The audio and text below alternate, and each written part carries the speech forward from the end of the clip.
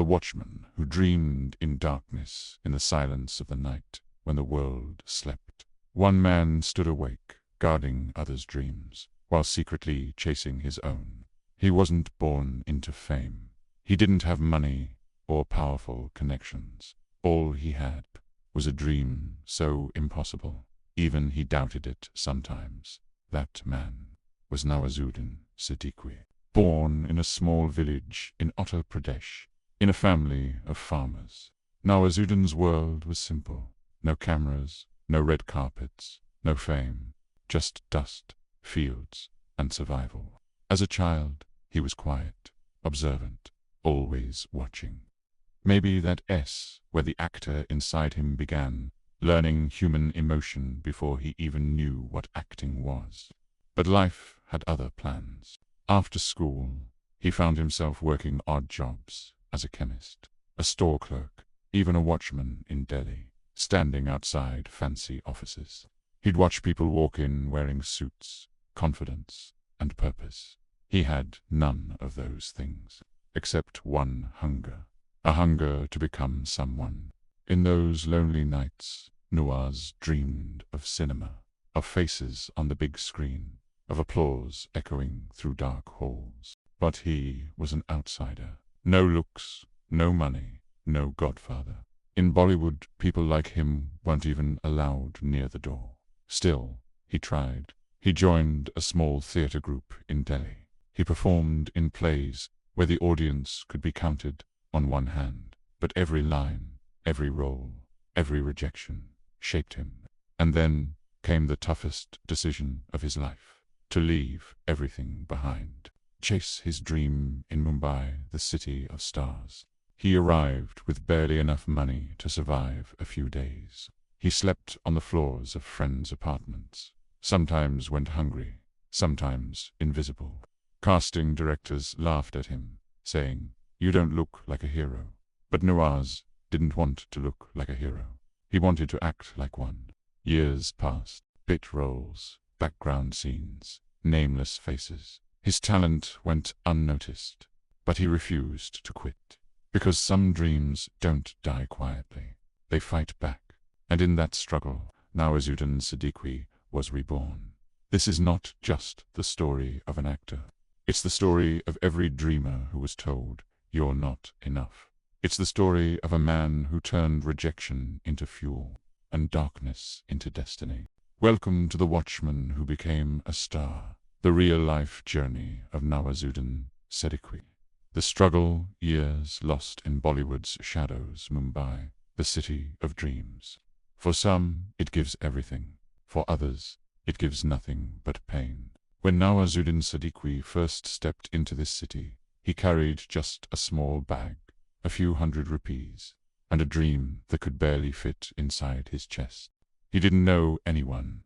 He didn't know where to begin. But he believed that if he could just get one chance, one real chance, the world would see what he could do. He lived with friends, 7 of them, cramped inside a single room. They were all actors chasing the same dream, each one fighting for survival. Days turned into weeks, weeks into years. Auditions came and went like seasons. Some ended with laughter, most ended with silence. Nawaz walked for hours every day, moving from studio to studio, from one rejection to another. Sometimes he'd make it to the waiting room, sometimes not even past the gate. One casting agent once told him, "You have the face of a background artist, not a star." But Nawaz didn't break. He just smiled, because he knew every no was one step closer to a yes. He took whatever roles he could find: waiter, thief, beggar, unnamed extras. In movies like Sarfarish, Shul, and Manabhai, MBBs, you could see him for barely a second, if you paused at the right frame. To the world, he was invisible. But behind that silence, an artist was being forged, patient, disciplined, relentless. When he wasn't struggling in films, he returned to theater, the only place where he felt alive. There, on that dusty stage, he wasn't poor. He wasn't rejected. He was free. He could become anyone: a king, a killer, a poet. Every performance was a rebellion, a statement that he existed, even if no one cared. He spent nearly a decade in the shadows. Friends gave up and went home. Some called him foolish, others called him stubborn. But Nawaz had something they didn't: faith. Faith that talent would eventually find its light. And then, one day, the light finally found him. In 2007, director Anurag Kashyap cast him in Black Friday, a gritty film based on the 1993 Mumbai bomb blasts. It wasn't a big role, but it was a real one. For the first time, Nawaz was noticed, not for his looks, but for his truth. His performance was raw, human, unforgettable. Critics took note. The audience started asking, "Who is this guy?" And that question changed everything. Soon after, he appeared in People Live, New York, and Dev D. Bit by bit, he was climbing out of the shadows, still unseen by the masses, but finally felt by those who understood the art. Nawaz didn't rise overnight. He rose inch by inch, rejection by rejection. While others chased fame, he chased craft. He wasn't acting to be loved, he was acting to be remembered.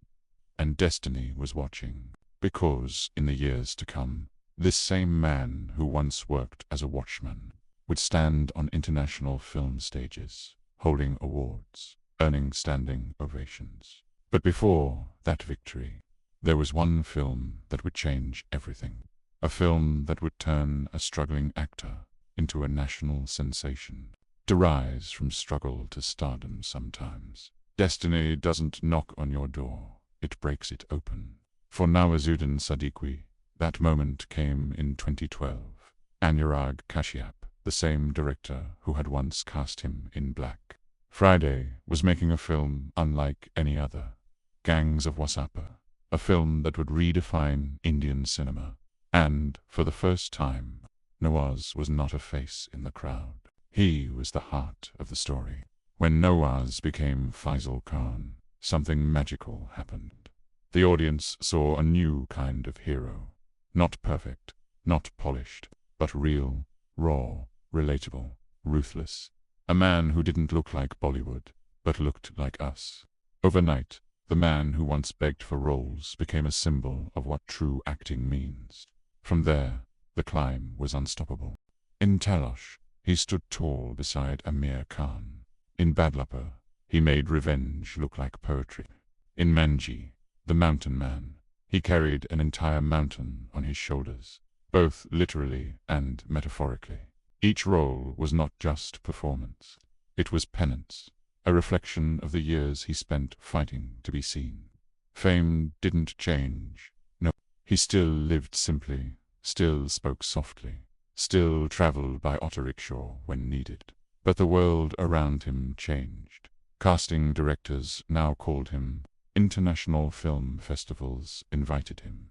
He walked red carpets in Cannes, Venice, and Toronto. The same man who once stood in audition lines for hours.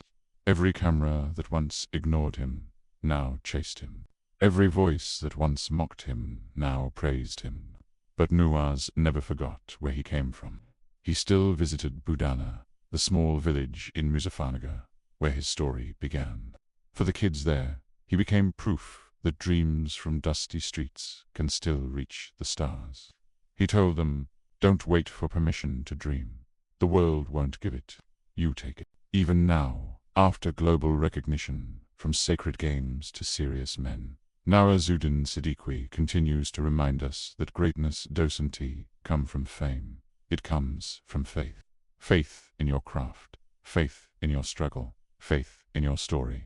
He isn't just an actor. He's a revolution proof that talent doesn't need a six-pack, a surname, or a silver spoon. It just needs fire. Fire that never dies. Fire that turns rejection into rebellion. From a small-town farmer's son to a global icon. From the theater floors of Delhi to the red carpets of Cannes. From invisible to unforgettable. This is the story of a man who didn't chase stardom. He earned it frame by frame, film by film, fight by fight. Nawazuddin Siddiqui, the man who proved that you don't need to be born a star to shine like one.